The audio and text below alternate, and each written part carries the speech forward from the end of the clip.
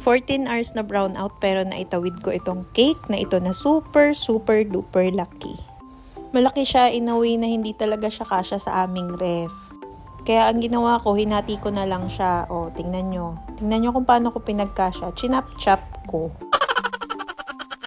Bali, ang sukat ng cake na ito ay 14 by 36 inches yon. Syempre, sa home baker, limited lang yung yung malalagyan ko.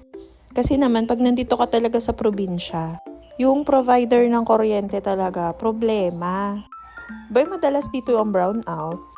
Iba pa yung announce, tsaka yung hindi announce. Kaya buti talaga hindi ako nasasampulan na mawalan ng kuryente habang may nakasalang ako sa oven. Kasi yung oven ko di kuryente. Abay, mula bata pa ata ako, garni na ang kuryente din sa amin, hindi na nagbago. Parang lumala pa. Yun lang din yung isang nakaka-frustrate. Pero yun nga, wala naman ako magagawa doon. Nasa-stress lang ako. Kaya deadman na lang natin. Pero itong cake na ito, naitawid ko siya. Kasi gabi pa lang ginawa ko na.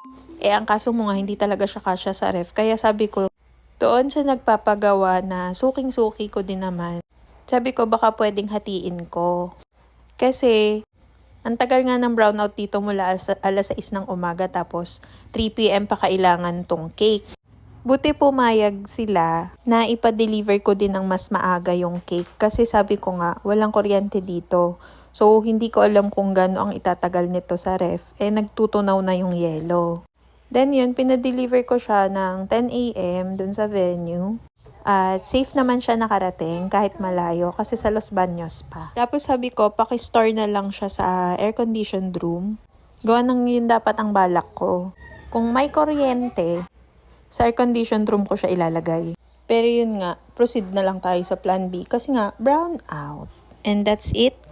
Thank you, Zama. And sa kaibigan ko, si Ina, for always recommending Arias Kuchi. Yun lang. Bye!